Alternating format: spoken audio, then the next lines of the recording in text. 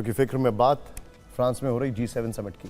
France के खूबसूरत शहर एवियान में इस वक्त 52वें G7 शिखर सम्मेलन के दुनिया की सबसे बड़ी ताकतों का जमावड़ा है और इसका आगाज फ्रांस के राष्ट्रपति इमैनुअल मैक्रों ने किया है। देखिए, ये बहुत बड़ा एपिसोड है क्योंकि यहाँ से यूक्रेन और ईरान युद्ध का रास्ता निकलना जरूरी है और दुनिया में जो इकोनॉमिक क्राइसिस दिखाई दे रही है उसका समाधान भी। लेकिन एवियान में सबकी नजर थी प्रधानमंत्री नरेंद्र मोदी और अमेरिका के राष्ट्रपति डोनाल्ड ट्रंप की मुलाकात पर। पीएम मोदी और ट्रंप करीब 16 महीने बाद एक बार फिर मिले। पीएम मोदी का ट्रंप ने मुस्कुराते हुए स्वागत किया, दोनों नेताओं ने हाथ मिलाया, कुछ हल्की फुल्की बातें भी हुई। इससे पहले दोनों फरवरी 2025 में व्हाइट हाउस में मिले थे, तब जब ट्रंप के तेवर पहले से कहीं ज्यादा आक्रामक। तब भारत के प्रधानमंत्री उनके सामने देश के हितों का एजेंडा लेकर टेबल पर बैठने वाले हैं, इस पर सभी की नजरें। लेकिन पहले इस समिट के बारे में मुख्य तौर से कुछ बातें जान लीजिए। G7 के सदस्य देश हैं Canada, France, Germany, Italy, Japan, Britain और अमेरिका। इस बार जो विशेष तौर पर नेता आमंत्रित किए गए हैं उनके नाम हैं भारत के प्रधानमंत्री नरेंद्र मोदी, मिस्र के राष्ट्रपति अब्देल फतेह अल सीसी, ब्राजील के राष्ट्रपति लूला दा सिल्वा, दक्षिण कोरिया के राष्ट्रपति ली जेमियांग, केन्या के राष्ट्रपति विलियम रूटो। G7 समिट की पूरी कवरेज हम आपको आज और कल दिखाएंगे, बल्कि दिखा ही रहे हैं। लेकिन पहले फ्रांस के एवियान शहर से आई G7 की ये वीडियो एल्बम देखिए। यहाँ सभी नेताओं ने ग्रुप फोटो सेशन कराया। शक्तिशाली नेताओं की मुस्कुराहट के साथ मुलाकात वाली वीडियो एल्बम में क्या खास है, फिक्र की इस रिपोर्ट में देखें।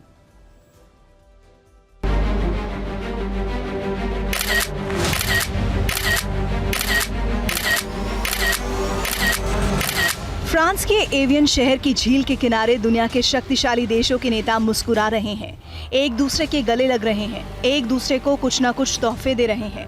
ये कूटनीति है जहां हर एक कदम, हर एक मुस्कान और हर एक तोहफा एक सोची समझी रणनीति का हिस्सा होता है। सबसे पहले इस वीडियो को देखिए। सामने से ट्रंप आ रहे हैं और पीछे अमेरिकी विदेश मंत्री मार्को रूबियो यूक्रेन के राष्ट्रपति जेलेंस्की से गले लग रहे हैं। हॉल में ट्रंप की मुलाकात यूरोपियन यूनियन की प्रेसिडेंट उर्सुला वॉन डर लीन से हुई। उन्होंने जापान की पीएम साने ताकाइची से हाथ मिलाया। फिर उर्सुला ने जेलेंस्की को गले लगाया।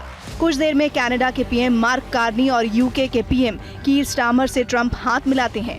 फिर उर्सुला कुछ देर तक जेलेंस्की से बात करते हुए नजर आती हैं। ये भी G7 समिट की एक अलग ही तस्वीर है। सामने जर्मनी के चांसलर फ्रेडरिक मर्ज हैं। उनके साथ कनाडा और ब्रिटेन के पीएम खड़े हैं। बीच में इटली की पीएम जॉर्जिया मेलोनी हैं। उनके साथ जापान की पीएम साने ताकाइची हैं। सभी हंसते हुए बात करते हैं। इसके बाद मेलोनी एक एक कर सभी से गले मिलती हैं। यहाँ ट्रंप को जर्मनी के चांसलर ने एक 47 नंबर की फुटबॉल जर्सी गिफ्ट की। इस जर्सी पर ट्रंप का नाम लिखा था।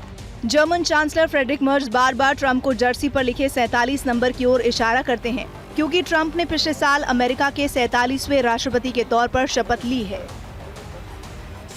ये वीडियो भी काफी दिलचस्प है। यहाँ जेलेंस्की मैक्रो के साथ बात करते हुए आ रहे थे। तभी किसी पत्रकार ने सवाल किया कि क्या आप पुतिन से मिलना चाहते हैं। इस पर उन्होंने हाँ में जवाब दिया। ये जापान के प्रधानमंत्री साने ताकाइची के स्वागत का वीडियो है, जहाँ G7 के पोडियम पर फ्रांस के राष्ट्रपति मैक्रो ने अपनी पत्नी के साथ उनका स्वागत किया। अब देखिए, ये है ब्रिटिश पीएम कीर स्टारमर की अपनी पत्नी के साथ एंट्री। मैक्रो ने दोनों का गले लगाकर स्वागत किया। कुछ ही देर में प्रधानमंत्री मोदी फ्रांस के एवियन शहर पहुंच गए। वो स्लोवाकिया से रवाना होने के बाद कुछ देर के लिए स्विट्जरलैंड के जिनेवा में रुके। इसके बाद वो एवियन पहुंचे। पीएम मोदी ने G7 नेताओं के साथ ग्रुप फोटो सेशन कराया। इस दौरान वो इटली की पीएम मेलोनी से भी मिले। पीएम मोदी से मिलते ही मेलोनी ने कहा कि हम इंस्टाग्राम पर सबसे ज्यादा फेमस हैं। G7 बैठक की राउंड टेबल पर जब सभी नेता बैठे तो उनसे एक तस्वीर खिंचवाने के लिए कहा गया। तभी सब पीछे घूम गए। एवियन में नेताओं के चेहरे पर मुस्कान है, लेकिन दुनिया जिन चुनौतियों से जूझ रही है उन पर तनाव भी उतना ही गहरा है। देखिए G7 में किन मुद्दों पर बात हो सकती है। ईरान युद्ध में हुई पीस डील पर बात हो सकती है। पश्चिम एशिया में स्थायी शांति पर बात हो सकती है। हॉर्मुज़ स्ट्रेट पर कोई प्रस्ताव आ सकता है। ट्रेड को और आसान बनाने पर बात हो सकती है। टैरिफ को और सरल बनाने पर बात हो सकती है।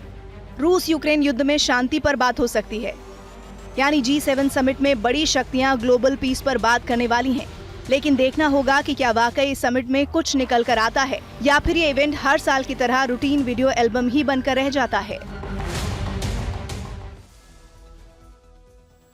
G7 में एक एग्जाम चलने वाला है दुनिया के बड़े बड़े नेताओं का।